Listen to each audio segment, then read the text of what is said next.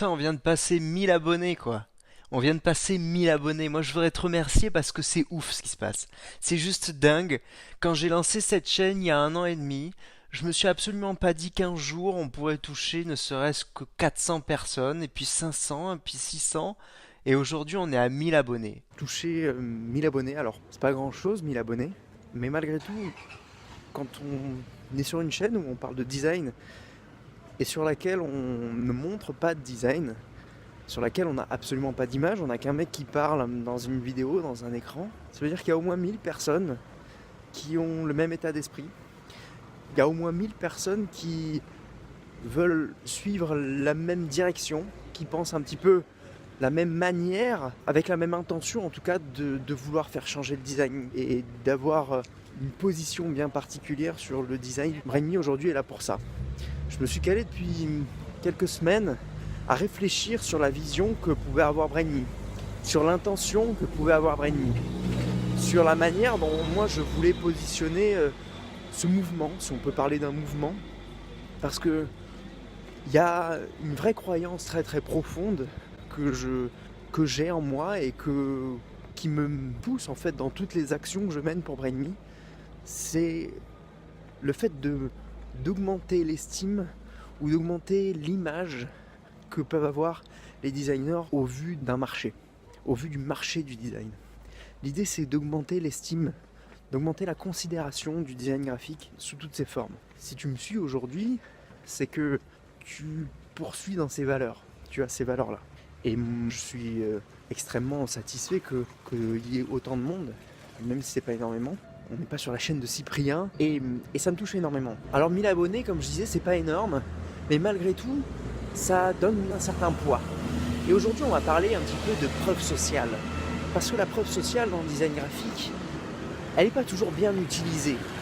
On s'en sert pas comme il faut, on s'en sert même parfois pas du tout. Et c'est bien dommage parce que la preuve sociale permet de faire passer beaucoup de choses en termes d'émotions et elle permet de valider, de donner une preuve, de donner une légitimité à ton discours. Mais comment on obtient de la preuve sociale quand on est graphiste ? Quels sont les éléments qui permettent de donner de la preuve sociale ? Une des preuves sociales les plus importantes, c'est ton portfolio. C'est ce que tu fais. C'est ce que tu as fait de tes propres mains. D'accord ? Et c'est ta propre sensibilité qui parle dans ces cas-là. Donc, quand j'entends dire souvent « oui, le portfolio est mort », je suis désolé, à tous ceux qui essayent de faire croire que le portfolio est mort, ils ont oublié ce pourquoi ils faisaient du design, quoi. On fait du design pourquoi ? Pour l'émotion de la personne qui va le regarder, pour donner une émotion positive en face, pour donner une émotion particulière, si tant est qu'on doit faire passer une identité particulière.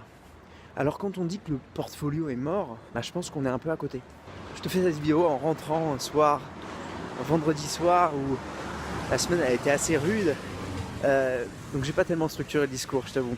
Malgré tout, l'idée globale de cette vidéo, c'est n'oublie pas la preuve sociale, d'accord ? Parce que même une toute petite preuve sociale, comme 1000 abonnés, on pourrait ne pas comparer justement à une grande preuve sociale que peuvent avoir les personnes qui ont des chaînes comme les grands youtubeurs, elle est importante quand même malgré tout. Même si aujourd'hui on n'est que 1000, mais au-delà justement du fait d'avoir une toute petite preuve sociale, on a aussi la croyance, on a aussi le mindset qu'il y a derrière, l'état d'esprit. Essayez de vendre vos produits à des personnes qui ont le même état d'esprit que vous. Tout à l'heure je disais que la chaîne elle était orientée et qu'elle avait une vision. Et que la vision de cette chaîne, c'était justement de remonter l'estime et remonter le niveau du design graphique en France. Remonter l'estime que peuvent avoir les personnes qui font partie du marché, d'accord ?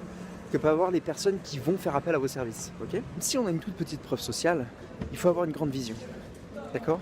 Et quand on a une grande vision, on peut la partager. On peut la partager avec les clients qui vont avoir la même intention que vous, la même intention créative.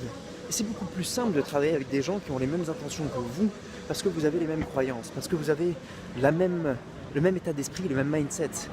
Et les personnes, même si jamais vous loupez un peu, si jamais vous êtes face à un client qui n'est pas en totale adéquation avec ce que vous lui avez proposé en termes de création de logo par exemple, en termes de création d'identité visuelle, si vous avez le même état d'esprit, il y a beaucoup de chances qu'il fasse beaucoup plus de fleurs. Il y a beaucoup de gens qui passent sur certaines choses, même si vous n'avez pas été super bon, parce que tout simplement vous avez le même état d'esprit.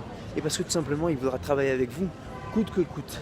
Même si jamais vous n'êtes pas à 200% dans la qualité de ce qu'il voudrait avoir en termes de design. Donc ça c'est important. Le mindset et votre vision, votre manière, ce pourquoi vous faites du design. Je vous renvoie à la première vidéo que j'ai faite cette année, qui était une vidéo de vœux et en même temps qui vous demandait de vous positionner et de vous poser la question suivante. Pourquoi vous faites du design? Quel est le fond de tout ça?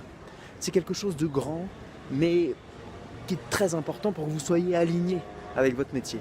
Et quand vous êtes aligné avec votre métier, essayez de trouver les personnes qui sont alignées avec vous. Bah écoutez, je vous dis à très vite sur une prochaine vidéo. Celle-ci était particulièrement pourrite en termes d'environnement. Je marche, je suis essoufflé. C'est peut-être pas agréable. Écoutez, on verra ce que ça donne. Je vous laisse me faire un retour là-dessus. Et surtout, pensez design.